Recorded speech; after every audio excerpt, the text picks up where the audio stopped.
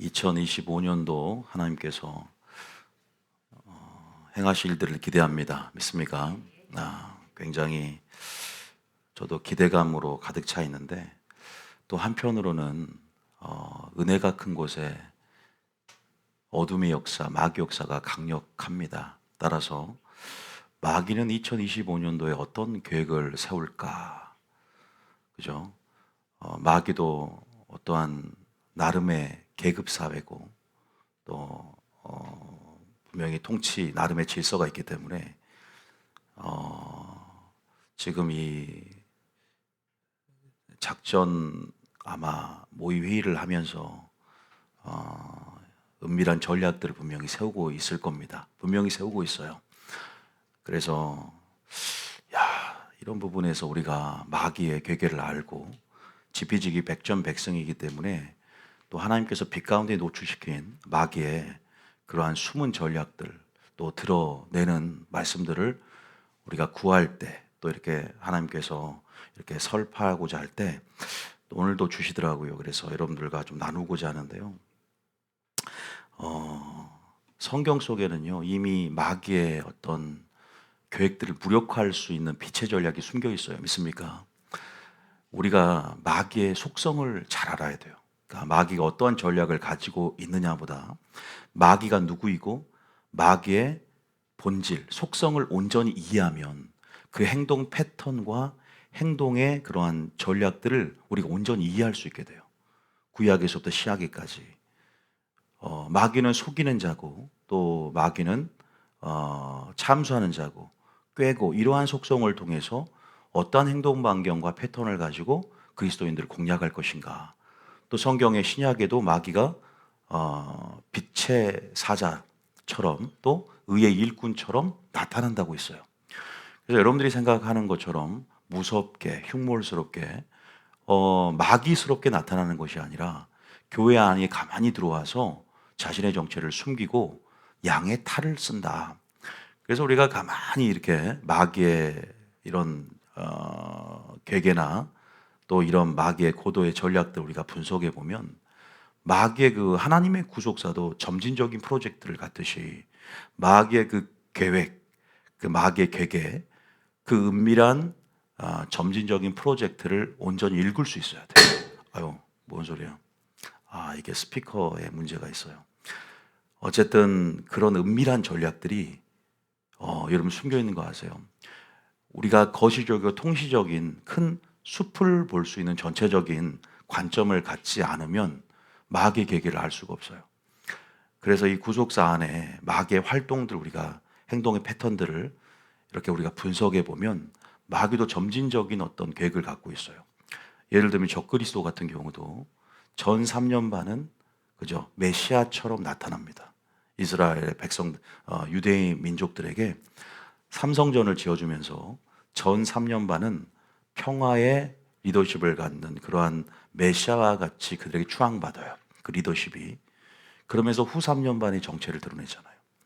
우리가 성경의 곳곳에 보면 양의 탈을 썼지만 속에는 노략질하는 일이라 그랬죠. 처음에 그래서 지금 일련의 이런 우리가 사회적인 국제 정세나 흐름 속에서도 우리가 종교계 흐름 안에서도 평화스럽게, 그죠? 평화스럽게란 말을 조심해야 되는 거예요. 평화라는 것은 샬롬의 평화와 세상적인 평화는 틀리기 때문에 진정한 평화를 얻기 위해서는 그 과정 속에 뭐가 있냐면 분명한 갈등이 분명히 내재되어 있죠. 우리가 예수님께서 평화를 던지러 온 것이 아니라 뭘 던지러 왔다? 검을 던지러 왔다. 시어머니와 며느리가 불화하고 집안 식구끼리 원수가 되는 일련의 과정이 포함되죠. 왜? 세속적인 가치와 하나님 나라의 가치가 상충되기 때문에 복음을 전하는 과정 속에 필연적으로 야기되는 그런 분쟁들이라든가 분명한 갈등들은 분명히 따라오게 되어 있는 것이거든요. 그것을 극복하고 연달해서 의의 열매를 맺는 것이고 그 과정이 분명히 있단 말입니다. 그렇기 때문에 여러분들이 무조건 평화라고 좋은 게 아니에요. 그게 인본주의적인 함정이에요. 그래서 인본주의적인 사람들은 마지막 때 마귀의 올무에 빠지기 굉장히 쉬워요. 그래서 내가 인본주의적이다 그러면요, 얼른 신본주의 말씀을 듣고 신본주의의 흐름을 타서 신본주의적 스탠스와 그러한 신본주의적 마음의 태도와 그러한 자세들을 연습해 가면서, 물론 하나님 말씀을 먼저는 아는 것이 먼저죠. 그래서 그 가치관과 사고방식으로 점철되지 않으면 마지막 마귀의 유혹에 금방 우리가 빠져들기 쉬워요. 그래서 인본주의가 마지막 얼마나 무서운 마귀의 올무가 되고 덫이 되는지 모릅니다. 평화란 말을 조심하세요. 처음에는 평화스럽게 나타나나 모든 게 그래요. 마귀는 그렇게 그러한 전략을 가지고 교회에 가만히 들어와 접근한단 말이에요. 그죠? 이단들도 자신들이 이단임을 이제는 공개적으로 선언하면서 드러내지만 우리가 이단들은 이단이라고 금방 압니다. 제가 항상 말하지만 정통 속에 이런 오류들이 오히려 우리를 지옥 가게 만들 수 있다. 정통 속에 성령론, 종말론, 구원론, 이런 오류들이 우리를 기만하게 만들 수 있다. 마음을 놓게 만든다고. 전의를 상실하게 만들고 싸울 필요 없게 만들어. 왜? 어차피 구원받았으니까. 성령의 은사는 패했어. 예언도 패했어. 방언도 패했어. 이미 초대교회가 이미 성경이 완성될 때 이미 그때 이벤트성으로 이미 주신 거야. 지금 그러한 신비주의적인 그러한 신앙생활은 그러한 정통과 맞지 않아. 이것은 굉장히 무서운 칼빈 교리의 함정이에요. 환란 통과도 마찬가지죠. 우리가 환란 전 휴거설도 어떻게 해요? 극단으로 빠지게 만들 수 있어요. 왜? 내일도 주님이 올 수 있으니까. 야, 우리 이민이나 가자. 얼른 지금 도피처, 피난처로 우리는 얼른 피신해야 돼. 한국에서 전쟁이 날지 모르니까 빨리 이민 가야 돼. 극단적인 상황을 만들죠. 이런 프레임 자체가 그런 행동을 야기시키는 거예요. 환란 전 휴거설의 프레임, 우리가 환란 전 휴거설을 주장한다고 해도 다 지옥 가는 건 아니죠. 오히려 더 장점은 뭐냐면 내일도 주님이 올 수 있으니까 깨어서 준비할 수 있게 되는 것이죠. 그런데 제가 말하는 환란 통과는 환란을 이길 수 있는 믿음으로 준비시키고 늘 순교할 수 있는 신앙의 본질, 다니엘과 같이 어떠한 사자골에 들어갈지라도 다니엘 세춘것처럼 풀무불에 들어갈지라도 환란에 들어간단 말이에요. 그래도 하나님의 은총 가운데 보호하심을 입잖아요. 우리가 환란을 피해버리는 것이 아니라 내가 너를 데려감이 아니요 성령을 보내준 것은 환란 가운데 너를 지키는 것이고 너를 보호하는 것이고 시험에서 승리할 수 있도록 세상을 승리하는 것은 너의 믿음이다. 내가 세상을 이겼느니 너도 세상을 이길 것이라고 말하면서 환란을 정면 돌파하며 그때 환란을 통해서 알곡과 쭉정이를 나누고 참과 진짜를 얻기 위한 하나님의 테스트의 경륜이라는 것을 우리가 안다면 환란을 준비하게 되는 거예요.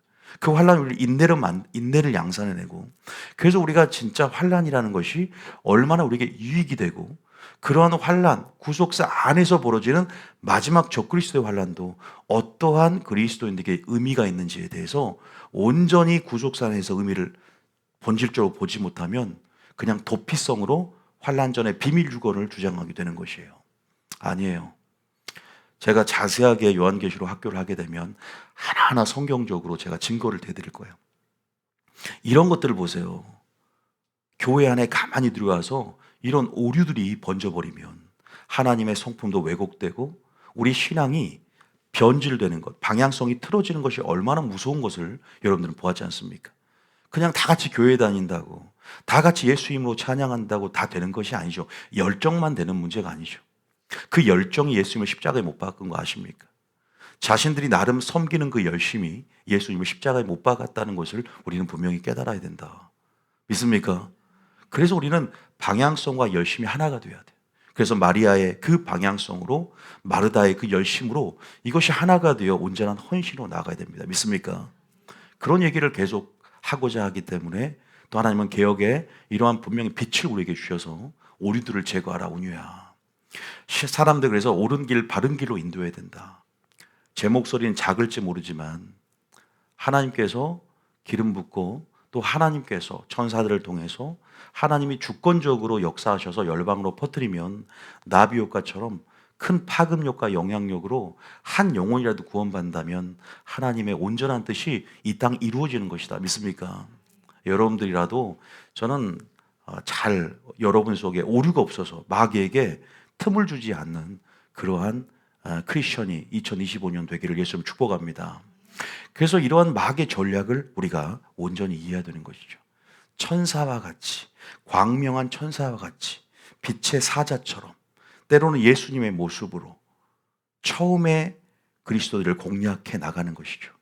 그러니까 여러분들은 수상하게 여겨봐야 돼요. 모든 것을 진리의 잣대로. 그래서 마귀의 점진적인 프로젝트, 마귀의 점진적인 계획, 이런 것들을 온전히 우리가 그런 수법이라고 그러죠. 그러한 마귀의 계획의 그 은밀한 전략들을 우리가 안다면 결코 당하지 않을 것이다.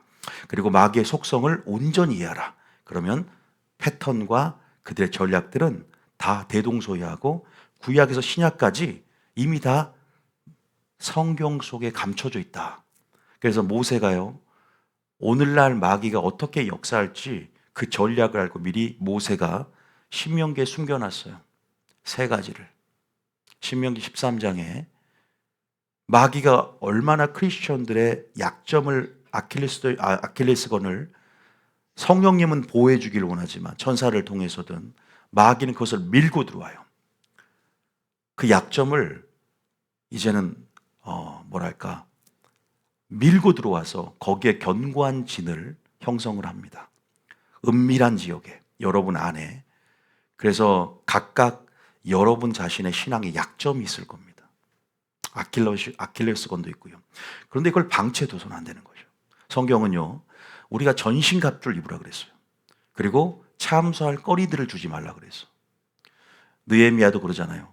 성전이 이미 그 문이, 성전 문이 너덜너덜해지니까 그냥 노숙자도 들어와서 불량배도 들어와서 문이 덜렁덜렁거려서 마귀가 출입할 수 있는 출입구가 되니까 얼른 너희가 성벽을 보수하라.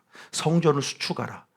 우리의 몸된 성전이 성령이 거할 전인데 마귀가 사로잡지 못하도록 여러분들은 말씀과 성령과 보혈로서 온전히 몸된 성전을 수축하고 보수하고 재건하고 그리고 온전한 하나님의 능력 전신갑주로 마귀에게 틈을 줘서는 안 될 줄 믿습니다. 그래서 2025년도에 우리가 일곱 교회 시리즈도 할 때도 교회마다 칭찬받을 부분도 있지만 책망받을 부분들이 분명히 존재했지 않습니까? 여러분도 내가 책망받을 부분들 하나님의 관점으로 말씀의 시금석으로 봤을 때 말씀의 다림줄로 봤을 때 어디가 어긋났고 어떤 행위가 떨어졌는가, 어떤 것들이 하나님이 싫어하는 것이고 어떤 부분 회개를 해야 되는가에 대해서 날마다 말씀을 듣고 점검을 해야 돼요. 너희가 믿음에 있는가 너희 자신을 시험하고 확증하라 했습니다. 그래서 여러분들이 마귀에게 참속거리가 될 만한 것들, 까닭 없이 욥이 하나님을 경외하리까? 여러분의 까닭과 목적은 하나님이 원하신 그 목적과 부합한지도 살펴보면서 성경으로 분명히 거울로 자신을 들여다보고 점과 흠을 제거하고 분명한 기준을 갖추고 하나하나 점검하지 않으면 마귀의 올마덫에 금방 여러분들이 그 올마덫에 빠질 수 있고 마귀의 유혹에 금방 넘어갈 수 있음을 우리는 경계하고 준비해가는 신앙이 돼야 될 줄 믿습니다. 오늘 제가 신명기 13장은 세 가지가 있어요. 참 모세가 통찰력을 가지고 마지막 때 이 크리스천들이 세 가지의 약점을 가진다. 반드시 점검해야 돼. 첫 번째는 뭐냐? 현상 중심으로 가는 사람들. 본질이 아니라 현상 중심. 그죠? 은사 중심. 또 한 번은 제가 잠깐 적어보면 은사도 있어. 제가 구절도 읽겠지만 은사 중심. 보이는 것은 잠깐이요. 보이지 않는 것은 영원함이라라고 했는데 보이지 않는 하나님 말씀, 하나님 나라, 성령님, 하나님, 예수님 이런 보이지 않는 영적 이런 영역들을 참과 실체로 여기지 않고 그죠? 현상 중심으로 현세적으로 물질적과 자연적인 가치를 크게 두면서 그런 자들은 마귀가 여러분 이런 어떤 뭐랄까 유혹의 통로라 그럴까요? 유혹의 기술이 있어요. 마귀는 여러분들 사활을 걸고 마지막 여러분들을 숙주로 삼고 여러분의 마음을 사로잡기 위해서 어떻게든 활로를 개척해서 어떻게 하면 내가 제 속으로 들어갈 수 있을까? 약점을 밀어본다고. 그런데 이러한 부분에서 여러분들이 약점을 노출한다. 내가 현상 중심이다. 은사 중심이다. 사로잡혀요. 여기에 대한 부분들을 잘 기억하고 있어요. 제가 이제 자세한 얘기 해드릴 거예요. 두 번째는 감정 중심. 감정적인 사람. 정에 이렇게 혈연과 지연과 이러한 정에 약한 사람들. 인본주의적인 사람들. 굉장히 위험하다 말씀드릴 수 있어요. 모세는 이걸 정확하게 알았어요. 우리가 신명기에 나온 전략을 오늘 현대 나의 상황 속에서 또 이런 현대적인 이러한 시대가 틀려졌기 때문에 현대적인 상황 속에 어떻게 적용해 볼 수 있을까? 제가 미리 말씀드릴게요. 자, 감정적인 것을 조심해야 돼요. 감정적이냐? 결국은 벌써 뭐예요? 선택지가 있어요. 나중엔 말씀이냐 감정이냐? 현상이냐 본질 말씀이냐? 세 번째는 군중심입니다. 오늘 신명기의 세 번째는요. 신명 13장에 세 가지가 나오는데 어떤 성읍에 불량배가 나타나 이 불량배라는 것은 이제 읽어보겠지만 군중심리 이런 어떤 교리적으로 우리가 칼빈의 교리 한봉구 영원한 구원이다가 다수 지배적인 신학계 동향 가운데 주류의 신학이고 이것이 지배적인 흐름이라면 여러분들은 아무 생각 없이 베라교인처럼 말씀에서 그러한 걸 상고해 보지 않고 말씀의 빛으로 이것이 오류인지를 상고하지 않고 그냥 익명성이 보장된 이런 흐름 속에서 그냥 아무 생각 없이 목적의식 없이 흘러가는 사람들 있죠. 표류하는 사람들. 그리고 다수가 맞다고 하면 그냥 맹목적으로 신앙생활하는 사람들이 얼마나 위험한지 군중심리. 오늘 유튜브 속에서 일어나는 일들에 대해서 전략을 볼 수 있겠죠. 세 가지를 조심해야 돼. 성경은 정확하게 이 세 가지에 대해서 모세는 마지막 때 마귀는 이 세 가지에 또 사람을 사용하든 사물을 사용하든 매개를 가지고 이 유혹의 통로를 가지고 여러분들을 접근하고 여러분의 마음을 장악하려고 한다. 여러분, 마귀의 궁극적인 목표는 사고나 질병이 아니에요. 마귀는 여러분이 하나님과의 관계가 이렇게 그 은혜의 공급을 차단시켜서 결핍이 되어서 여러분들이 하나님과 여러분 사이가 막힌 담이 허물어진 여러분들이 담이 싸진 상태, 다시 말해서 불신앙의 상태로 여러분들이 하나님과 관계가 끊어지기를 원해요. 불신앙의 상태, 불순종. 그래서 솔로몬은 하나님을 경외하고 그의 모든 명령을 지킬지어다 그랬죠.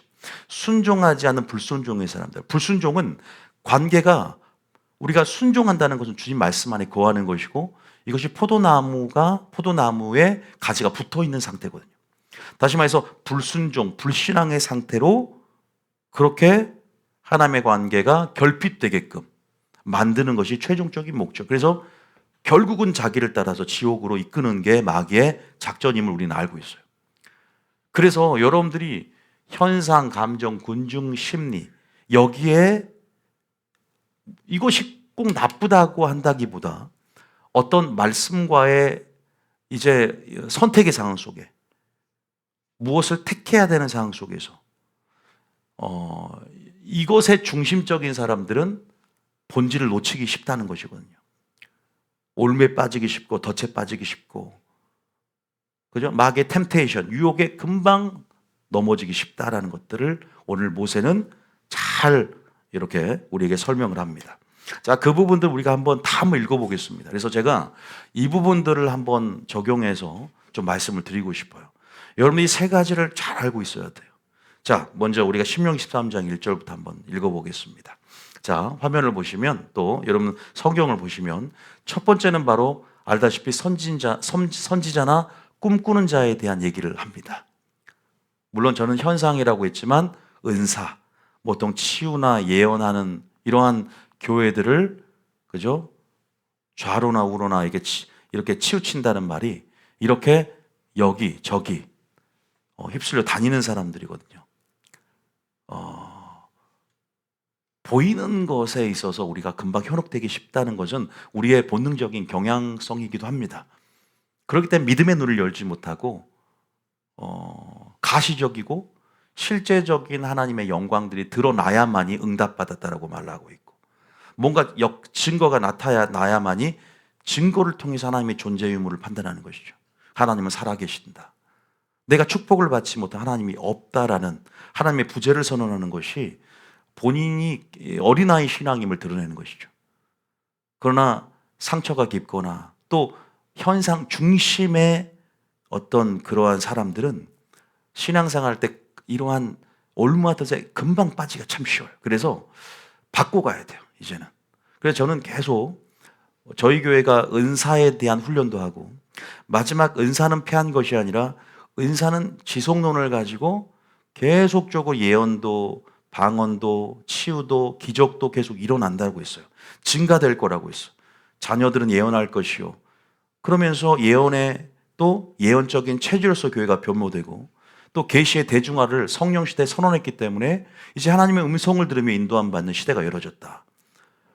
우리가 이러한 부분에서 균형이 있어야 된다는 거죠. 그러면서도 정말 중요한 최우선 순위가 무엇인가에 대해서 테스트가 있을 거예요. 자, 이 세 가지는 테스트예요. 하나님의 테스트예요.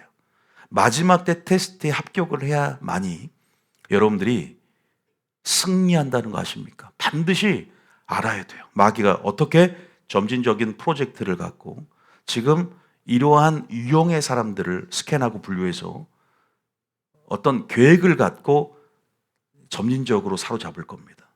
그러니까 나는 어떠한 유형인가 한번 약점들을 오늘 분석해 봐야 된다.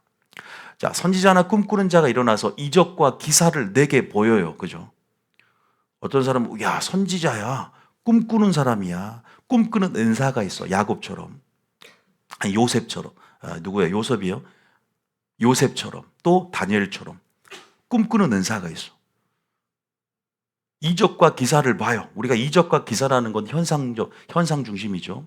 쭉 읽어보겠습니다. 이거는 우리가 했기 때문에 쭉 읽어보면서 오늘은 전체적인 숲을 볼 수 있는 개괄적인 얘기들만 좀 하겠습니다. 자세하게 들어가는 것은 나중에 이제 하나하나 강론으로 들어가서 하기로 하고요. 오늘은 전체적인 총론이라고 생각하시면 돼요. 자, 2절입니다. 시작. 그가 내게 말한 그 이적과 기사가 이루어지고 너희가 알지 못하던 다른 신들을 우리가 따라 섬기자고 말할지라도 그가 내게 말한 이적과 기사가 이루어졌어요. 자, 이걸 우리가 오늘날 교회 생활하면서 적용을 할 수 있어야 된다고. 이걸 어떻게 우리가 이 모세가 드러내고자 했던 이 마귀의 전략을 빛 가운데 지금 노출시킬 때 어떻게 적용할 수 있는가? 이루어졌어요. 우리가 많이 신앙생활하면서 봤어요. 그런데 주님은 테스트가 있단 말이에요. 네 우선순위 테스트. 그게 한마디로 말하면 이건 다 우선순위 테스트일 거예요. 얼마만큼 본질에 충실하느냐, 너의 신앙의 집이 어디에 기초 위에 세워져 있느냐, 무엇에 근거해서 믿음 액션을 발휘할 것이냐에 대한 문제예요. 시험합니다. 은사가 있는 사람들은 조심해야 돼요. 은사 중심적으로 가는 것이, 은사는 인정하지만 은사 중심적으로 가는 것이 얼마나 마지막 때 위험한가. 왜? 마귀도 마지막 때 하늘에서 불이 내려오게 만들어요. 거짓 선지자도. 택하신 자를, 하물며 택하신 자를 마지막 때 뭘로 미혹한다 그랬죠? 마태복음 24장 24절에 기사와 표적을 통해 미혹한다. 이렇게 마지막 때 전략을 공개적으로 주님이 드러내셨어요. 마태복음 24장에 드러내셨다고요. 자, 이건 알지만 제가 마태복음 24장 24절 가볼까요? 마태복음 24, 한 절만 읽을게요. 수많은 구절들이 계시록도 있지만 그냥 명시되어 있는 구절들 한 구절 읽어봅니다. 시작. 거짓 그리스도들과 거짓 선지자들이 일어나 큰 표적과 기사를 보여 할 수만 있으면 택하신 자들도 미혹하리라. 큰 표적과 기사를 보여 미혹하는 거잖아요. 그죠? 미혹이죠, 미혹. 어떤 자가 미혹을 쉽게 당할까?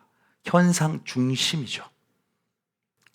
여러분, 성경에는요, 정말로 다 찾아보면 오늘 하루도 부족할 정도로 많은 부분 병행해서 또 많은 부분 하나님이 그 전략을 숨겨놓으셨거든요. 자, 일단 이 장면을 보고 다시 한번 신명기 13장 2절 읽어보겠습니다. 우리가 많이 설교를 들어봤지만 오늘 2025년도를 우리가 시작하면서 이러한 세 가지 부분에서 우리가 확실하게 좀 의식하며 가자는 의미에서 주님이 오늘 말씀을 전하라는 감동을 주시더라고요. 자, 그래서 이적과 기사가 이루어졌어요. 또 너희가 알지 못하던 다른 신들을 우리가 따라 섬기자고 누가 말해? 꿈꾸는 자가, 선지자가. 이것은 우리가 단순히 뭐 다른 종교를 우리가 교회를 이제 그만 다니고 때로는 이런 단순한 차원이 아니죠. 예를 들면 저희 교회 다니다가 예언 잘하는 대로 우리가 교회로 옮기자. 예를 들면 이런 식으로도 우리가 접근해 보면 생각해 볼 수 있어요. 저 사람은 치유가 강력하니까 우리가 이 교회 중심으로 다니자. 예를 들면 여러 가지 여러분들을 미혹하는 여러 가지 부추기는 행동을 부추기는 그러한 유혹 가운데 나의 중심은 어디에 뿔을 내리고 있고, 그래서 신앙이라는 건 좌나 우나 치우치지 말라 그랬죠. 너희가 견고해져야 된단 말은 우리가 흔들리는 법이 없어야 되는 거죠. 우리 신앙이라는 것이 오락내락 할 수 있지만 신앙이 성숙됐다는 것은 일관된 것을 의미하는 것이죠. 물론 일관되게 오르는 것은 좋지만 이렇게 흔들림이 많이 없는 거예요. 여러분 3절에 뭐라고 합니까? 읽어봅니다. 이루어졌어요. 자, 3절입니다. 시작. 너는 그 선지자나 꿈꾸는 자의 말을 청종하지 말라. 이는 너희 하나님 여호와께서 너희가 마음을 다하고 뜻을 다하여 너희 하나님 여호와를 사랑하는 여부를 알려하사 너희를 시험하심이니라. 하나님이 시험할 거예요. 하나님이 시험하는 것도 있지만 이러한 모든 것들은 여러분들을 하나님 무엇을 원하는지, 진짜 나를 사랑하는지, 무엇을 사랑한다, 보이지 않는 하나님의 진리를 정말로 사랑하며 수호하며 충성하는지에 대한, 그래서 우리가 올바른 진리를 우리가 갖고 있다면 우리 크리스천은요 보이지 않지만 감정적으로 행하는 사람이 아니라 말씀의 근거에서 믿음을 발휘하지 않습니까? 깊은 곳에 가서 그물 내리라고 하면 비성적이고 비논리적이라도 말씀에 근거하고 의지하여 그물 내리는 것처럼 그렇게 살아가는 방식을 배워야 된다. 믿습니까? 기록된 말씀에 믿지 않은 자와 멍해를 함께하지 말라 그러면 그 말씀에 명시된 확실히 우리 가운데 선포되어진 그 명제들, 주님의 말씀들 그 근거해서 액션을 취하는 것이 얼마만큼, 이것은 하나님의 테스트와 연관이 있고 이것은 결국 우리를 보호하기 위한 하나님의 말씀이거든요. 보호하기 위한 제도적인 장치라든지 하나님의 이런 말씀의 테두리들이 합법적인 테두리 안에서 마귀로 불법의 영역으로부터 보호하기 위한 하나님의 조치임을, 사랑의 조치임을 믿으시길 바랍니다. 여러분들을 절제시키는 이유는 여러분들을 보호하기 위함이지 여러분의 자유를 구속하기 위한 그 하나님의 어떤 군주로서의 그런 독단적인 행보가 아니라는 것이죠. 사랑의 조치고 그런 불법의 영역에서부터 물고기가 물 속에서 자유와 생명을 누리지 물 밖으로 넘어가면 죽고 말 것입니다. 우리는 물 속에서 포도나무 안의 거함을 통해서 온전한 열매를 맺고 진정한 자유와 행복을 누릴 수 있는 존재임을 믿으시길 바랍니다. 그래서 결국은 마지막 때 은사냐, 그죠? 은사가 중요하지만 은사 중심이냐, 말씀 제일 중심이냐. 할렐루야. 첫째 계명을 여러분의 삶의 우선순위로 모셔드리며 살아가시길 예수님 축복합니다. 말씀의 근거에서 살아가시길 예수님 축복합니다.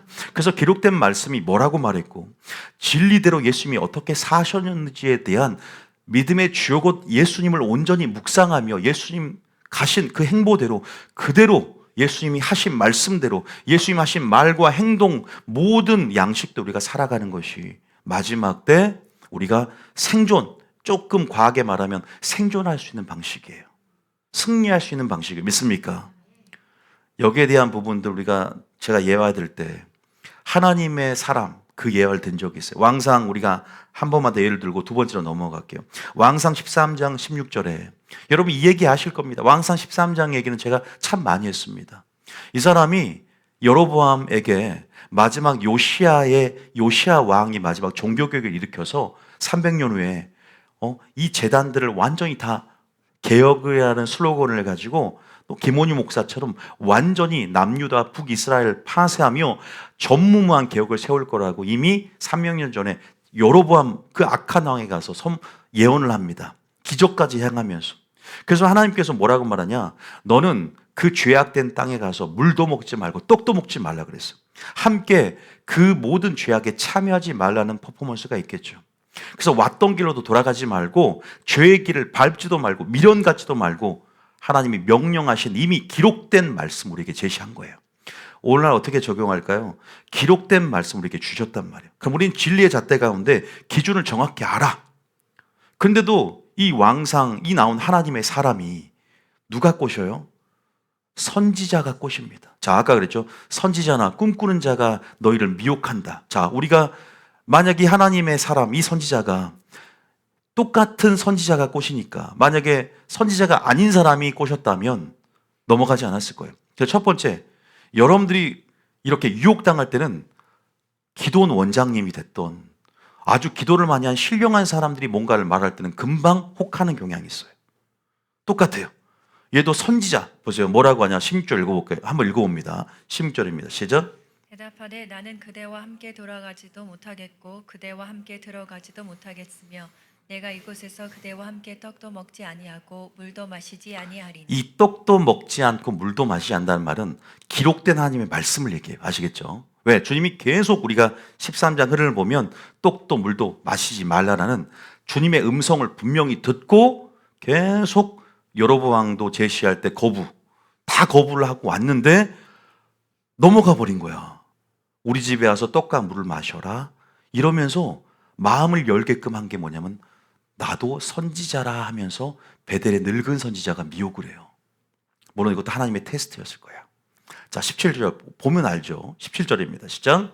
이는 여호와의 말씀이 내게 이르시기를 내가 거기서 떡도 먹지 말고 물도 마시지 말며 또 내가 오던 길로 되돌아가지도 말라 하셨으니로다. 예를 들면 결혼 대상자를 구할 때도 믿지 않은 자와 멍에를 함께하지 말라고 했기 때문에 물론 믿지 않은 자와 결혼하는 사람도 있어요. 결혼할 수도 있고 결국 인생 가운데 팡파레를 누리면서 둘 다 크리스천이 된 사람도 있겠지만 이왕이면 명시된 말씀이 있잖아요.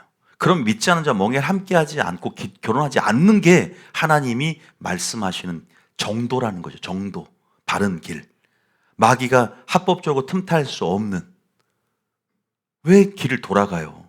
첩경이 있고 지름길이 있는데 스스로가 무덤을 판 거죠. 지금 이 말을 깨달은 이유를 얘기하는 거예요. 이 말 깨닫기 전에 믿지 않은 자와 결혼한 사람도 있을 수 있잖아요. 그런 자가 다 망하는 건 아니죠. 또 항상 오늘 깨달음이 있을 때는 또 길을 열 수 있는 분이고 합력과의 선을 이루기 때문에. 그런데 오늘 내가 혹시 지금 청년이라면 이런 얘기를 하는 거예요. 분명히 명시된 기록된 말씀, 하나님의 뜻을 분명히 우리에게 계시를 한단 말이에요. 왜 우리가 네가 믿지 않은 자 멍에를 함께하지 말지에 대한 하나님의 마음이 들어오면 그것이 내 마음속에 기준이 되어져요. 사랑의 기준이 되어져요. 알면서도 내 감정적인 유혹의 콩깍지가 씌어서 믿지 않은 자와 결혼한다면 본인이 자업자득에, 본인이 불법에, 본인이 불순종에 틈을 내어줬다면 마귀는 합법적으로 역사가 될 겁니다. 우리가 이것을 어쩔 수 없는 거예요. 본인이 모든 그런 대가를 치러야 돼요.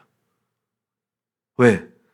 하나님께서 말씀하신 합법적인 순종의 결국 우리를 보호하기 위함이고 행복을 주기 위함인데 모든 어떤 불행이나 모든 부분에 있어서의 질병, 저주, 사망 모든 것들은 불순종의 틈에 의한 것들이잖아요. 하와의 실패로 인해서.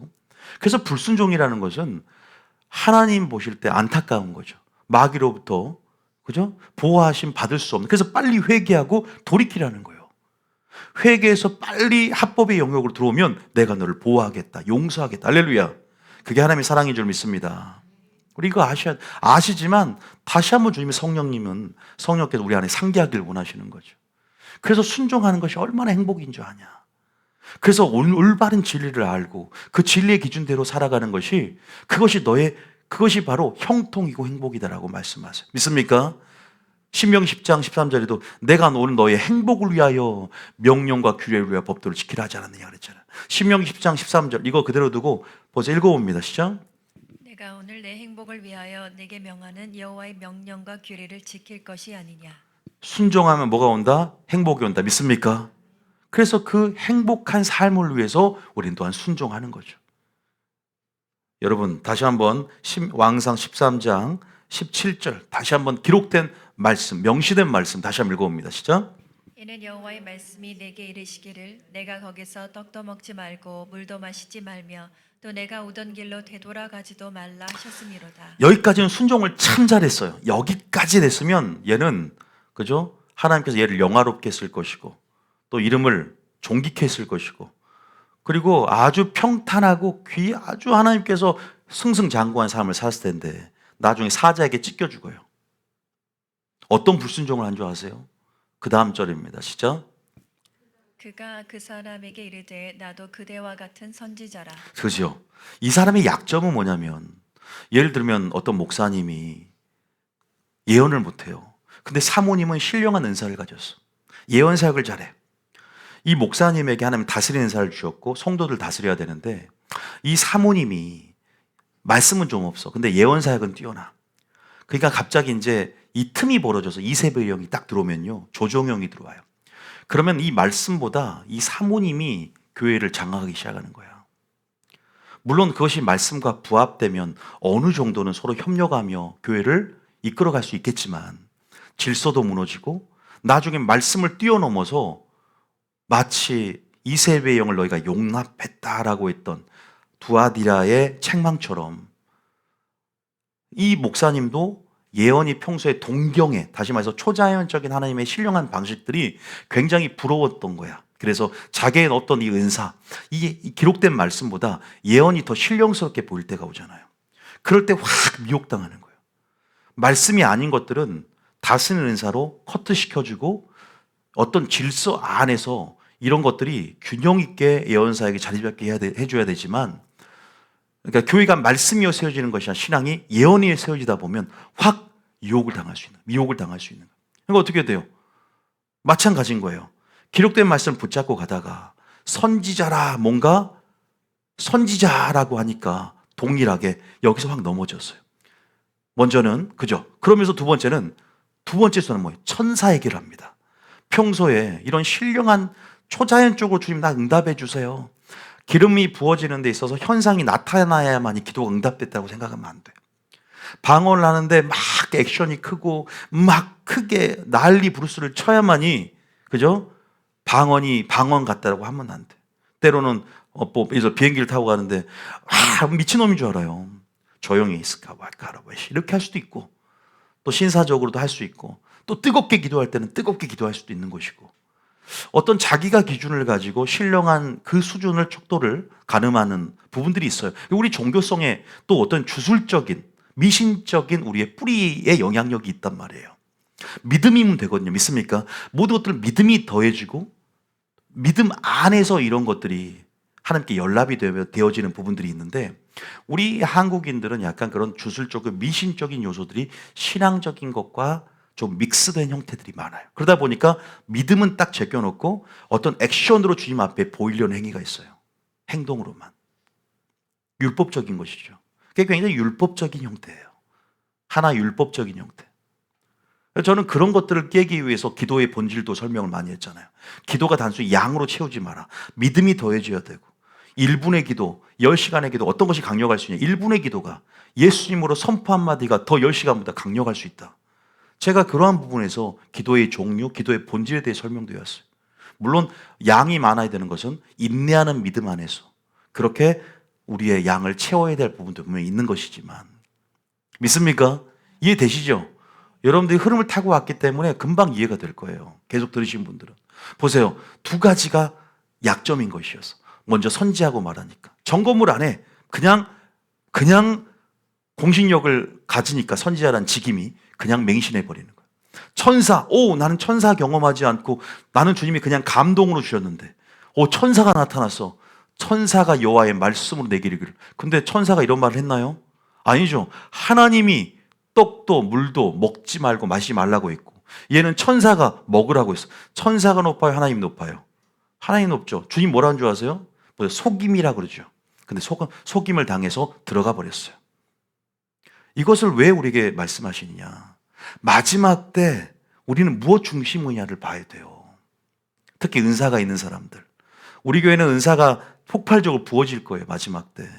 올 2025년도 마찬가지란 말이에요. 성경에 사도 바울이 이런 말을 했어요. 갈라디아서 1장에 한번 읽어볼게요. 갈라디아서 1장에 보면 1장 8절에 보면 이런 말을 했어요. 읽어봅니다. 시작. 그러나 우리나 혹은 하늘로부터 온 천사라도 우리가 너희에게 전한 복음 외에 다른 복음을 전하면 저주를 받을지어다. 천사라도 다른 복음을 전했죠. 아까.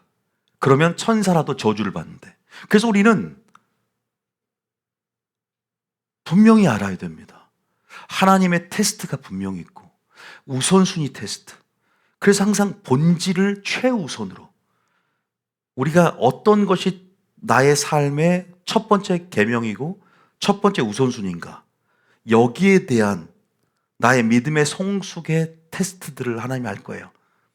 여러분들이 분명히 제가 개괄적으로 오늘 설교를 하기 때문에 첫 번째 부분 이 정도까지 하겠지만 한번 나의 성향은 어떠한가 한번 살펴보면 좋을 것 같아요. 그래서 말씀에 의지해서, 말씀에 근거해서, 물론 우리가 모든 하나님의 뜻을 온전히 아는 게 아니지 않습니까? 그러나 뉴비전 교회에서 말씀을 깨닫고 분명 기준들을 하나씩 배워갈 거예요. 말할 때는 이게 기준이라는 걸 알아서 그 뜻을, 그러면 상황이 그렇게 되지 않더라도, 또 꿈꾸는 자나 선지자가 다른 신령한 누군가가 신령한 수단에 의해서 무언가를 말하더라도, 예언을 통해서 뭔가 이렇게 말하더라도 말씀이 아니면 아닌 거야. 따라가지 않는 거야. 믿습니까?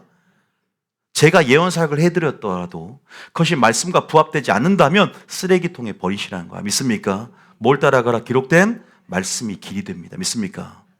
이거 배워가야 돼요. 왜? 마지막 때 종말론적 흐름에서도 마귀가 어떻게 역사한다, 택하신 자를 미혹하는데 기사와 표적을 보여줌을 통해서 할 수 있으면 택하신 자를 미혹한다 그랬단 말이에요. 종말론에. 이런 흐름들을 잘 배워가야 돼요. 여기에 대한 얘기를 더 많이 해드리고 싶지만 첫 번째는 여기서 끝나고, 자, 두 번째는 어떻게 미혹하냐. 자, 신명기 13장 다시 넘어갑니다.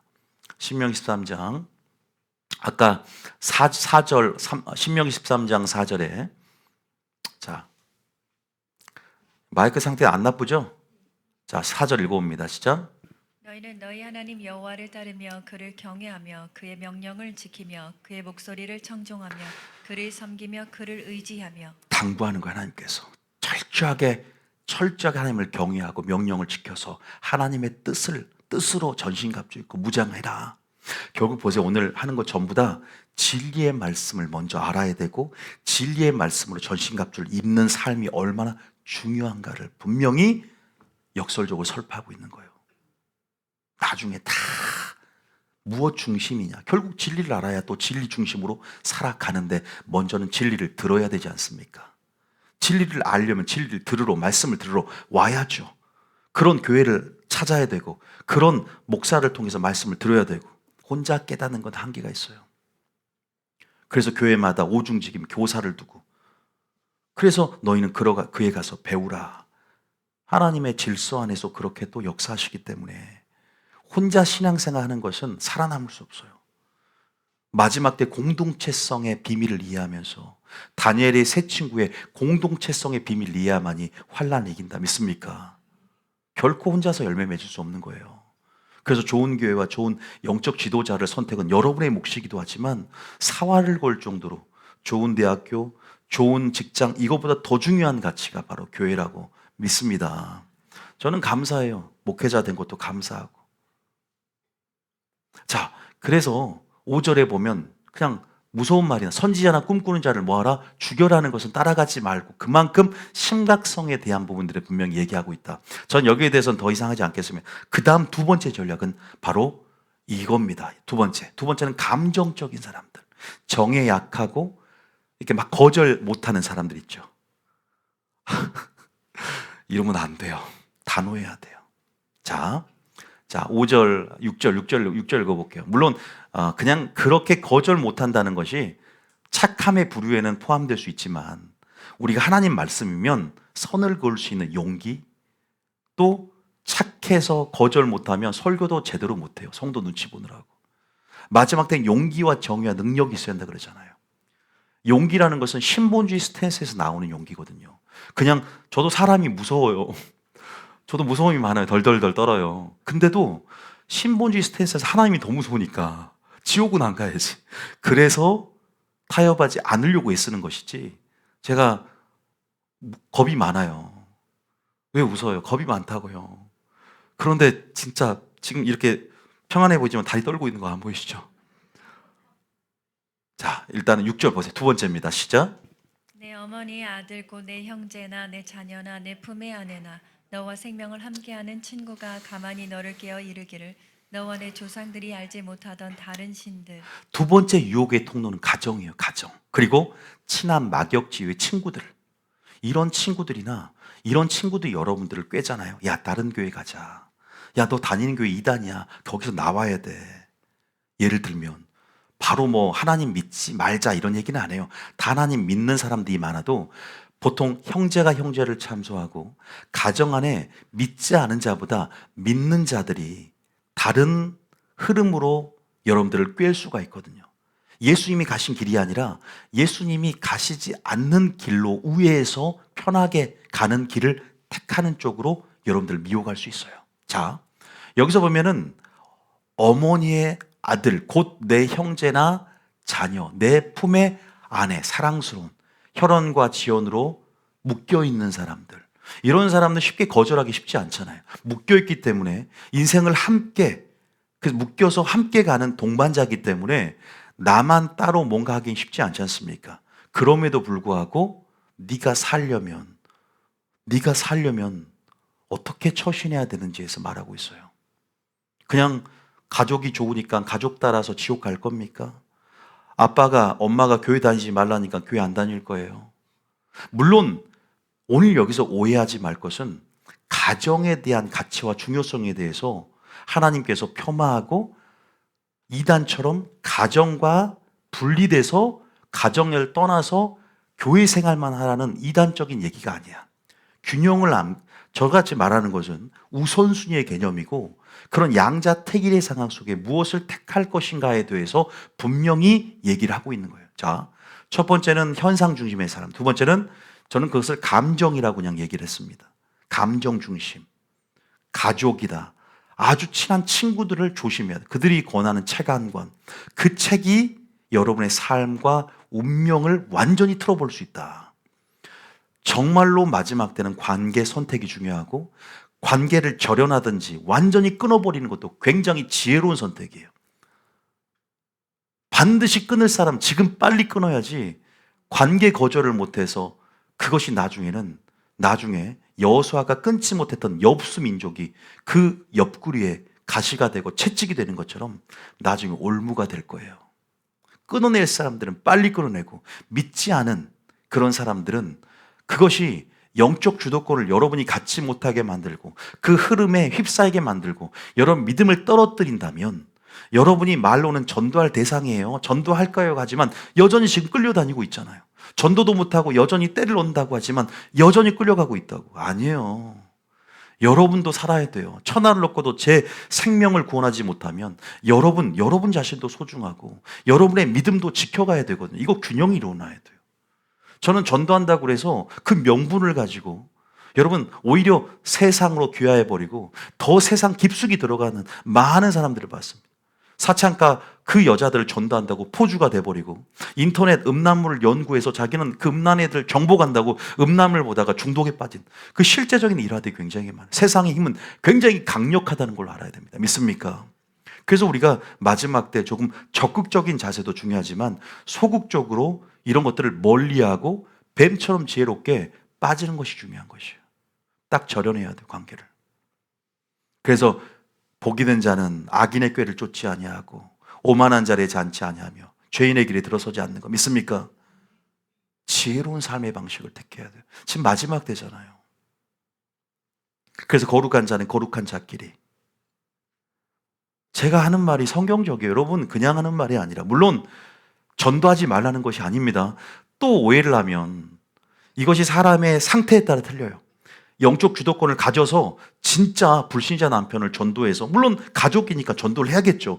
그렇게 해서 남편도 내 팽개치고 이제는 내 믿음만 지켜라, 이런 의미로 해석하는 게 아니에요. 제가 말씀드리는 것은 내가 오히려 복의 근원이 될 수 있는, 복의 통로가 되면 나를 통해서 복이 가족까지 흘러갈 수 있어요. 일단은 내가 주님 앞에, 내가 이 상황을 볼 수 있는 눈을 가질 수 있는 복의 근원으로서의 반열을 높여놔야 돼. 믿습니까? 믿음의 반열, 믿음을 성장시켜놔야 된다고. 내 자신이 모든 것들을 능히 믿음으로 해석할 수 있는 그러한 복의 근원으로, 아브라함 복을 받을 수 있는 자격으로 내가 믿음을 끌어올려놔야 되는 거지.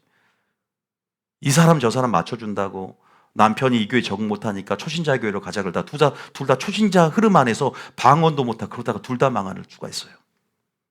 환경에 금방 휩쓸려요. 저희 교회도 믿음 좋다가 남편이 제대로 안 믿는데 남편 따라가다가 교회를 옮겨서 얼마나 신앙생활 잘하고 있는지 모르겠어요. 지금 자기 자신도 챙겨야지. 남편을 위해서 이타적으로 살지만 본인이 책임을 져야 돼. 그러면 불같이 기도해야 되고. 근데 사람은 금방 환경에 적응해 버리거든요. 그거 아십니까? 아니에요, 절대. 따로 다닌 한이 있어도, 따로 다닌 남편과 가족들이 따로 다니니 하셔도 내 믿음 내가 지켜서 내가 오히려 복의 근원 돼서 나중에 때를 얻고 각방을 써서 서로 틈을 얻기 위해서 서로 분방을 해서 서로 다른 교회 다닐지라도 때를 얻어서 다시 올 수도 있는 그러한 뭔가 기회는 만들어 놔야 되는데 지혜롭게 행해야 된다고요. 우리는 가족은 함께 다녀야 돼요. 저는 그렇게 생각 안 해요. 환경이 얼마만큼 무서운지 저는 알았어요. 우리가 환경을 이길 수 있다고 생각하지만 그것도 잠깐이죠. 계속 방언을 안 하는 교회 다녀보세요. 그럼 나중에 위기의식을 느껴도 나중에 자기도 방언을 안 하게 되고 익숙해져 버려요. 그 환경에. 그래서 한결같지 않은 우리들을 이끌어줄 수 있는 환경적인 상황들, 이런 것들이, 영적인 상황들이 잘 갖춰진 교회가 이런 제도나 장치 여러분의 삶을, 신앙을 이끌어갈 수 있다. 믿습니까? 이런 것들도 배워가야 된다. 여기서 보면 어머니, 아들, 이러 보세요. 아내 얘기를 하죠. 친구 얘기하죠. 그럼 어떻게 액션을 취해야 되냐? 자, 7절 쭉 읽어보겠습니다. 시작. 곧 내 사방을 둘러싸고 있는 민족, 혹 내게서 가깝든지 내게서 멀든지 땅 이 끝에서 저 끝에까지 있는 민족의 신들을 우리가 가서 섬기자 할지라도. 우리는 하나님 믿지 말자고 하는 게 아니라 다른 교회 가자, 다른 이런 넓은 길로 가자. 예를 들면 여러분들이 오류가 있는 오류밭으로 가자. 이건 위험하다 그랬어요. 여러분 이제 알잖아, 진리의 기준을. 여러분들은 아마 이 말씀을 듣는 지금 이 시점에서는 여러분 기준을 알아요. 그럼 여러분 어떤 액션을 취할 것이냐? 그럼 8절에 보세요. 인본주의 내가 스탠스를 취하지 말고 애석히 슬퍼 여기지 말고 그냥 과감하게 죽여버리라는 거예요. 근데 죽이라는 건 아니에요. 따라가지 말라는 거예요. 그만큼 주님이 어떤 표현을 하고 싶을까? 마귀의 나중에는 크게 올무에 걸려들 거라는 거예요. 자, 8절입니다. 시작. 너는 그를 따르지 말며 듣지 말며 국률이 여기지 말며 애석히 여기지 말며 덮어 숨기지 말고. 계속. 너는 용서 없이 그를 죽이되 죽일 때에 내가 먼저 그에게 손을 대고 후에 그 백성이 손을 대라. 보세요. 다 돌로 쳐 죽이라는 거예요. 부모를 철로 죽이고 자기 아내를 돌로 쳐 죽이라고, 자기를 꿰던. 이것이 왜 그럴까요? 무엇을 주님께서 드러내고 싶은 걸까요? 마지막 때는요, 아무도 못 믿습니다. 그거 아십니까? 왜냐, 마지막 때에 대한 예언은 미가야 7장 5절에 나와 있습니다. 그런데 여러분 오해하지 말 얘기를 하나 또 해드릴게요. 가정이 얼마만큼 중요한지에 대해서 다시 좀 얘기를 해드려야 될 것 같아요. 자, 먼저 이걸 읽고 가정에 대한 의미에 대해서 말씀드릴게요. 7장 5절입니다. 시작. 너희는 이웃을 믿지 말며 친구를 의지하지 말며 내 품에 누운 연인에게더라도 내 입의 문을 지킬지어다. 이웃도 믿지 말고 친구도 의지하지 말고 내 품에 누운 아내도 그냥 비밀 터놓지 말라는 거예요. 삼손 데릴라에게 다 털어놨어요. 여러분들 알다시피 아담이 하와의 꾀임에 넘어갔어요. 아나니와 삽비라 둘 다 작당 모의하다가 성전 건축 헌금을 감추다가 망했어요. 부부 사기단이라고 그러죠. 이게 가정 안에서 생명의 위협을 함께할 그릇들이거든요. 여러분이 제가 오늘 지금 가정 얘기하니까 굉장히 가정에 대해서 폄하하고, 아니에요.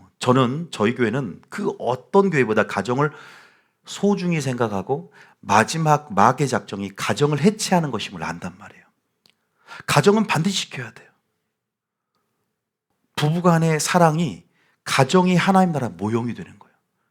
하나님 나라의 그림자이기 때문에 최소 단위로서 적은 것에 충성된 것, 큰 것도 맡기는 것처럼 감독과 집사의 자격 이번에 뽑을 때도 가정의 애들을 잘 다스릴 수 있는 자격을 근거로 삼았잖아요.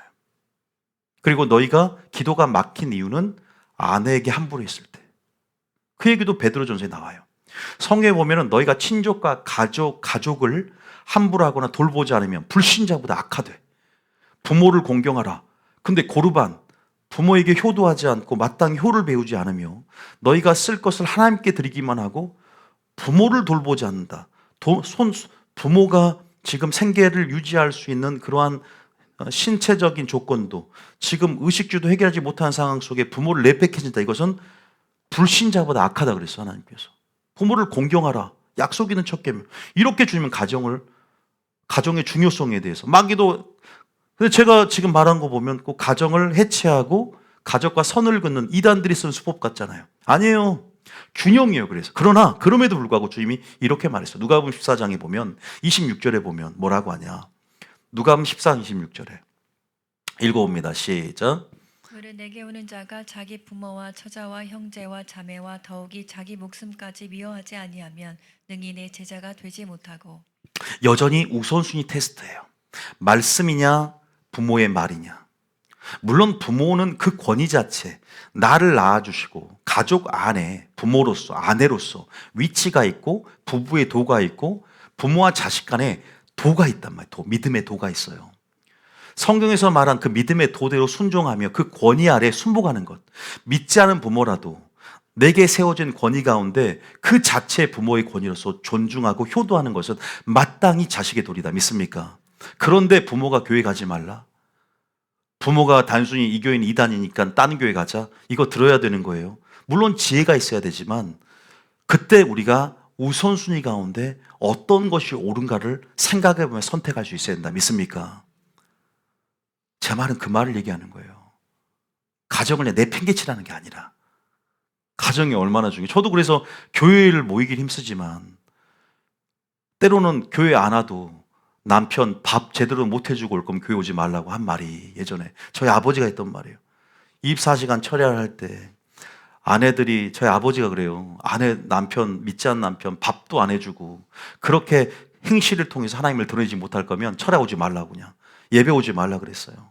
그 말이 무슨 말인지 그때는 잘 몰랐는데 할 건 하고 그러면서 가정도 그만큼 중요하다는 것에 대해서 가정 내팽개치고 그냥 사역한다고 해서 그게 아니에요. 자식도 돌보고 이게 참 저도 그래서 그 균형 아래서 여러분들이 우리 이 한국에만 있는 그런 영적인 풍토들 하나님이 정해놓은 그 노동 시간을 초과해서 어디 보면 우리나라만 11시, 12시까지 미국 가면 장사하잖아요.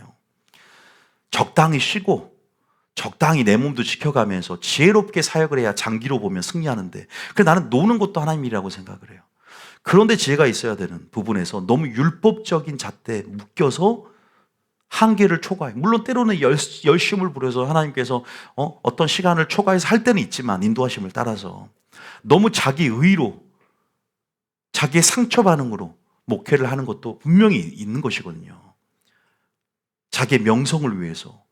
저는요 그런 부분에서 우리 모두가 성령 인도하심을 따르고 하나님께서 설정해 놓은 그러한 어떤 분명한 또 인도하심을 따라서 기준대로 사는 것이 장기로 보면 모든 이런 하나님의 사역들을 더 원만하게 또 아름답게 조화롭게 선을 이루면서 할 수 있다라고 저는 그렇게 생각을 하고 제가 아는 하나님은 그래요. 그러니까 여러분들 지금 이 말을 좀 제가 광범위하게 했지만 취할 사람은 취해 가시길 바랍니다. 아시겠죠? 자, 어쨌든 그런 말이에요. 그래서 오해를 하지 말되 이런 선택지가 올 거란 말이에요. 여러분들은 뉴비주교에 왔고 확실한 진리의 그 가치를 받고 영광을 받습니까? 그러면 그것이 사활을 걸 정도로 생명이 되고 가치라고 느껴진다면 여길 진리를 고수하고 사수하는 용기가 필요할 때가 있어요. 그걸 시험받을 때가 있다고. 때로는 가까운 부모라든 친구로부터 야, 네 그 교회 다니지 마. 그 교회 아니야. 그럴 때 여러분들 어떤 스탠스를 취하고 그래? 내 가족인데 내 가족과 함께 가야 돼. 그런데 여러분들이 좋습니다. 그건 여러분들이 선택할 몫이지만 그것들이 여러분들이 확고히 서지 않은 상태에서 물에 휩쓸리듯 좌나 우로 치우친다면 누가 책임을 지겠습니까?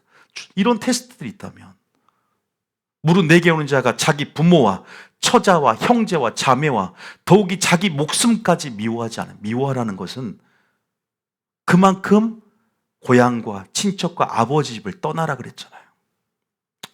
하나님의 부르심은 떠남을 전제로 하고 이런 떠나는 것. 왜? 살라고 떠나는 것이죠. 떠나야만 영향력을 받지 않고 집중할 수 있기 때문에. 그러한 부분에서 우리가 여러분들이 마지막 때는 참 이러한 선택의 사람들이 많이 놓일 것이고 나는 무엇 중심인가? 나는 무엇이 약점인가? 무엇이 아킬레스건인가? 나는 여전히 인본주의적인가? 나는 정에 약한가? 나는 거절하지 못하는 성격인가? 나는 말씀 가운데 용기가 있는가? 담대함이 있는가? 정의와 능력으로 충만해서 나는 이스라엘에게 나의 죄를, 이스라엘 허물을 고할 것이다. 아무도 전하지 못했던 무능한, 그죠? 평화를 외치는 선지자들과 달리 미가 선지자는 나는 용기와 정의와 능력으로 그들에게 신랄하게 비판하며 하나님의 심판을 전할 것이고 그들을 회개하게 할 것이다. 이런 용기를 주님께서 주기를 원하신다. 믿습니까? 필요해요. 이런 신보지 스탠스가. 그래서 이 말을 좀 드리고 싶었어요. 그래서 나중에 이제 가정에 대한 얘기는 따로 설교를 하겠습니다. 얼마만큼 마귀가 마지막 공격의 목표를 가정해체, 공산주의도 가정해체가 목표예요. 왜? 그래야만 수순을 밟고 이제 교사의 권위해체, 가정해체, 교회해체, 단계적으로 혁명적인 전략을 수반하는 것이 공산주의 특색이에요. 마지막 우리는 이러한 흐름들을 온전히 종말론적 이해를 해야만이 하나하나 알게 됩니다. 어떤 사회 정책을 통해서 기독교가 숨통조이기를 하면서 설 존립의 위기 가운데 기독교가 해체되는 것이 마지막 때. 가정도 해체되는 거예요. 어떻게 마귀가 정확하게 그 전략이 공산 전략과 같는지 몰라요. 제가 공산주의를 깊게 연구하고 하나님이 공부하라고 제가 하나님께 저에게 강력하게 지금 말씀하고 계셔요. 왜? 마지막 적그리스도의 정부를 이해하려면 그들의 전략을 점진적인 프로세스를 이해하려면 점진적인 프로젝트를 이해하려면 그래야 그 괴기를 볼 수 있게 됩니다. 믿습니까? 봐야 돼요. 지금 우리는 성경적인 관점 돌아가야 되지 않습니까? 두 번째는 바로 감정 중심. 마지막입니다. 너무 좀 심각한 말들이 많아요. 그래서 신명 13장은 빨리 세 번째 넘어가겠습니다. 오늘은 개괄적으로만 얘기하니까 다 죽이라, 또 죽여. 꿈꾸는 자 선자 죽이고 죄송하지만 여기서는 다 죽이라는 거예요. 가차없이. 그냥 긍휼히 여기지 말라는 거예요. 참 우리가 봤을 때는 저렇게 심한 말을 하지만 어떤 의미에서 주님이 그렇게 하는지 죄에 대한 관점을 얘기하는 거니까. 믿으십니까? 죄에 대한 이런 스탠스로 너희가 살아가라는 의미를 분명히 우리에게 부여하고 있다. 그 다음 마지막 넘겨보세요. 쭉쭉쭉. 예? 쭉쭉. 예. 자, 어디 몇 절이에요? 12절이죠. 13절이죠. 11절, 11절에. 자, 알고 봅니다. 12절인가요? 12절이죠. 세 번째는 바로 군중심리를 12절 시즌. 내 하나님 여호와께서 내게 주어 거주하게 하시는 한 성읍에 대하여 내게 소문이 들리기를. 성읍이라는 것은 뭐 나라가 될 수도 있지만 한 교회를 얘기할 수 있죠. 여러분 가정을 얘기할 수 있겠죠. 예를 들면 성읍은 대표적으로 교회를 얘기한다면 교회에 어떤 불량배가 일어났어요. 쉽게 말하면 이제 교리, 저는 교리라고 또 현대적으로 적용할 수 있고, 여러분 어떤 유튜브를 들어갔는데 어떤 유튜브의 방으로 들어가서 채널 속에서 이런 것들을 적용해 볼 수가 있는 거죠. 13절입니다. 시작. 너희 가운데서 어떤 불량배가 일어나서 그 성읍 주민을 유혹하여 이르기를. 어쨌든 전체가 유린당했어요. 전체가 미혹을 당했어. 그 채널에 빠진 전체가 쇠뇌가 됐어. 그 교회 사람들이 그 교리에 전부 세뇌가 됐어. 한번구 영원한 구원이다에 전부 세뇌가 됐어. 익숙한 흐름이거든. 아주 대중적이야. 아주 우리 목사님 굉장히 박사학위까지 받아서 또 통념적으로 기독교가 이미 구원받은 사람 버림받을 수 없다는 것이 너무 대세기 때문에 오히려 김원효 목사가 그런 말을 하면 굉장히 이질적이라는 느낌이 들 수 있어요. 다 그렇게 얘기하는데 왜 김원효 목사만 유독 그렇게 얘기하지? 다 환란전 휴거설이 영화도 만들어지는데 왜 김원희 목사만 유독 환란 통과를 얘기하는 것 같지? 이런 생각이 들 수 있단 말이에요. 그럴 때 뭘 책망하냐? 니들이 반드시 성경으로 점검해 봐야 된다는 거예요. 여기서도 한 성읍을 쓸어버릴 때 반드시 조사관이 와서 조사를 해봐야 된다. 오류를 조사해보고 이것이 진짜인지 가짜인지 이것이 참인지 것인지 조사를 해보고 만약에 거짓이면 전부 다 불태우고 아예 쓸어버려야 된다는 거예요. 오류가 없도록. 왜? 그 오류가 그 흐름 안에 우리가 자칫 군중심리와 인명성 속에서 교리 속에서 완전히 세뇌당해서 기만할 수 있기 때문에. 무슨 말 이해되셨죠? 그러한 뉘앙스예요. 자, 그 흐름을 갖고 읽어봅시다. 13절 다시 시작. 너희 가운데서 어떤 불량배가 일어나서 그 성읍 주민을 유혹하여 이르기를 너희가 알지 못하던 다른 신들을 우리가 가서 섬기자 한다 하거든. 자, 보세요. 자, 14절 시작. 너는 자세히 묻고 살펴보아서 이런 가증한 일이 너희 가운데서 있다는 것이 확실한 사실로 드러나다. 이제 제가 그것들을 드러냈잖아요. 이건 잘못된 게 있다. 지금 한국교회가 지금 불량배 같은 교리들로 그들이 세뇌가 될 수 있고 이 채널은 독소조항처럼 마치 독소조항이 무섭잖아요. 그 조그만한 부활이 이미 지나갔다므로 성도들의 믿음을 무너졌다고 사도 바울이 디모데전서에 얘기했던 것처럼 그런 것들이 드러난다면 자 15절입니다. 시작. 너는 마땅히 그 성읍 주민을 칼날로 죽이고 그 성읍과 그 가운데 거주하는 모든 것과 그 가축을 칼날로 진멸하고. 무엇인가를 드러낸다는 건 빛이 있어야 돼. 빛의 말씀이. 그게 어둠을 드러내는 거고. 거울이 있어야만이 나의 전신 거울로 머릿속 발끝까지 비출 수 있어요. 근데 조그만한 거울로 얼굴 보고 밑은 다 오르그투성인데 그러면 안 되는 거예요. 전신 거울로 나의 모든 부분들을 점과 흠을 드러낼 수 있는 나의 사각지대까지 없을 정도로 나의 전 입체적으로 나의 모든 약점들과 아킬레스건을 드러낼 수 있는 어둠들을 드러낼 수 있는 빛의 말씀으로 완전한 하나님 나라의 통치를 받아들여야 되는 거죠. 하나님 이 정도는 내가 순종하지만 이건 주님 나 통치 받아들이기 싫어요. 물질은 건들지 마세요. 이게 아니라 전부 회개할 수 있는, 전부 하나님 말씀에 순종할 수 있는, 전부 마귀가 틈타지 못하고 고소할 틈을 주지 못하는 모든 목적과 모든 명분, 모든 까닭이 마귀에게 참석거리를 주지 않고 틈이 없는, 고소할 틈이 없는 자가 되어야 될 줄 믿습니다. 그런 영적 챔피언이 되어야 돼요. 모든 근육들이 견고해져야 돼요. 그 약점을 어떻게든 밀고 들어와요. 보이지 않죠? 보이지 않는 영적 전쟁이에요. 지금 마귀는 그 일을 시작했다고. 지금 여러분들을 삼키려고 그걸 시작했단 말이에요. 감정이 약한 사람, 하나하나 뒤떨어진 사람, 실족한 사람, 피곤한 사람, 전부 십자가 대군으로 뒤떨어진 사람들을 아말렉이 완전히 사로잡듯이 지금은 돌파하면서 얼른 선두로 가야 돼. 얼른 지금 정신 차려야 돼. 여러분 제가 빈말하는 것이 아니라 만약에 하나님 음성이라면 지금 성령 충만으로 기도하고 말씀으로 무장하면서 말씀이 나를 주장하는 삶, 하나님을 아는 지식으로 우리가 너희가 여호와는 지식이 없어 이 백성이 망한다고 호세아가 얘기했던 것처럼 나는 제사보다 하나님을 아는 것을 원한다고 했던 것처럼 하나님을 아는 지식으로 말씀을 듣고 자라가야 될 줄 믿습니다. 선악을 분별할 수 있는 지각과 영분별의 능력들이 우리 안에 있어야 돼요. 이 사회의 실상과 배후를 볼 수 있는 영적인 눈과 예수님의 식견이 있어야 될 줄 믿습니다. 이거 없으면 망한단 말이에요. 이 사회 속에서도 정세 속에서도 국제 정세나 모든 흐름 안에서 목사님 이런 이상한 얘기하니까 마지막 진리는 이상하게 보여도 진리면 받아들일 수 있어야지. 내가 익숙하지 않으니까 이런 말은 들어본 적도 없으니까 기적도 나는 용납하지 않아. 나는 듣지 않았으니까 믿지 않아. 이것은 독단이고 교만이죠. 하나님 말씀하셨고 성경이면 아멘할 수 있어야 됩니다. 믿습니까? 계시록 내용하면 별 희한한 얘기를 다 해요. 뭐 이런 얘기가 정말 있나? 이런 게 있을 수 있어? 성경이 그러하고 성경 예언이 성취되어진 여정 가운데 놀라운 일들이 있단 말입니다. 오늘 계시록을 우리 수련회 이번에 가면서 하는데 제가 지금 계시록을 다시 한번 점검해 준비하면서 더 많은 계시들이 들어오더라고요. 이제 딱 잡히더라고 틀이.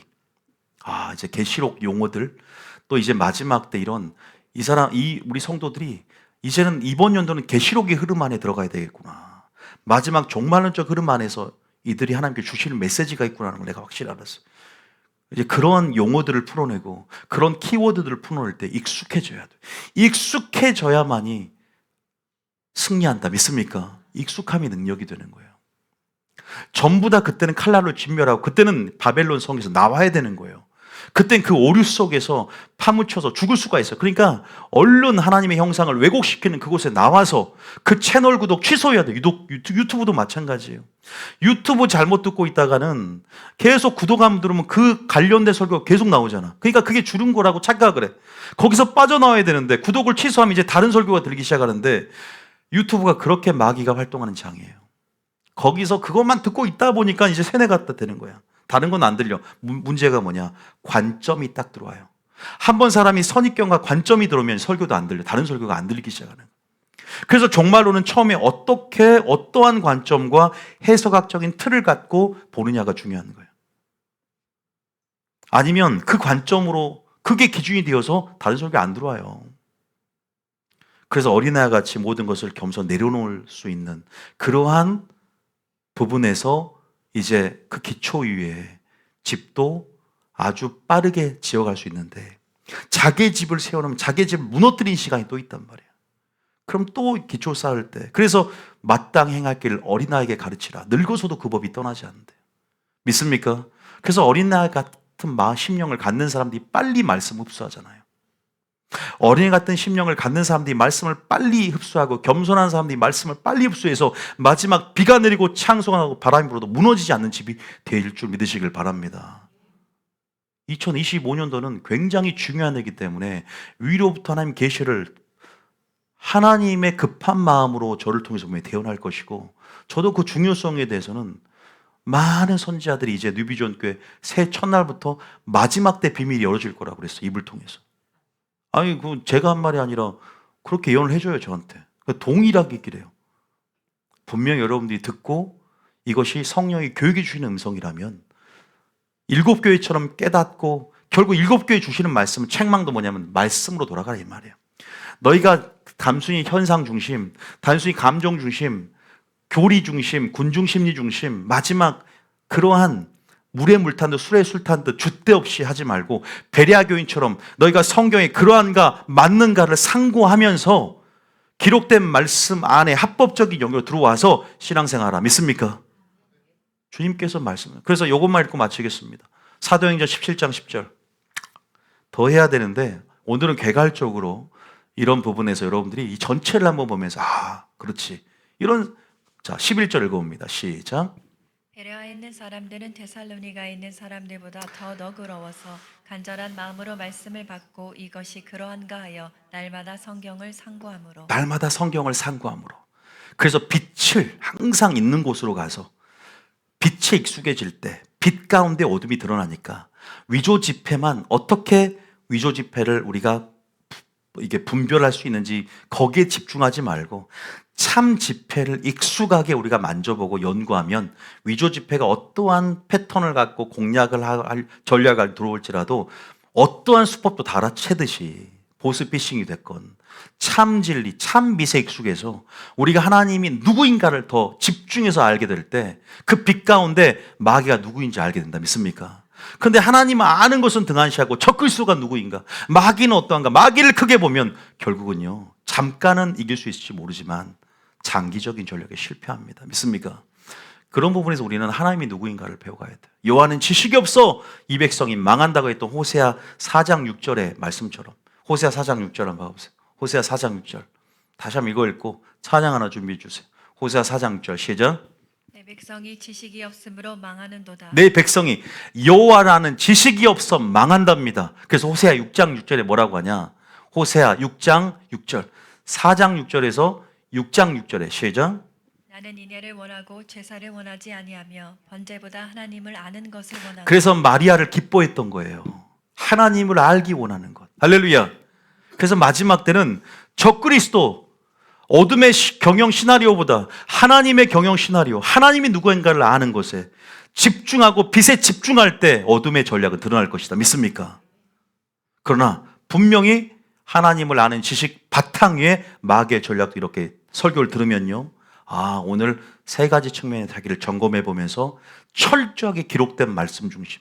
성경 말씀의 최우선의 가치를 지니는구나. 그래, 철저하게 성경 말씀을 통해서 하나님이 주신 하나님의 뜻을 붙잡고 오류를 제거하면서 기준을 잘 갖고 사는 삶이 어떤 여러분들이 선한 일을 위한 출발점이고 기점이 될 줄 믿으시길 바랍니다. 오늘 여러분들이 점검할 부분 점검해 보시고요. 오늘 설교 여기까지 하고 우리 찬양 하나 하고 마치겠습니다.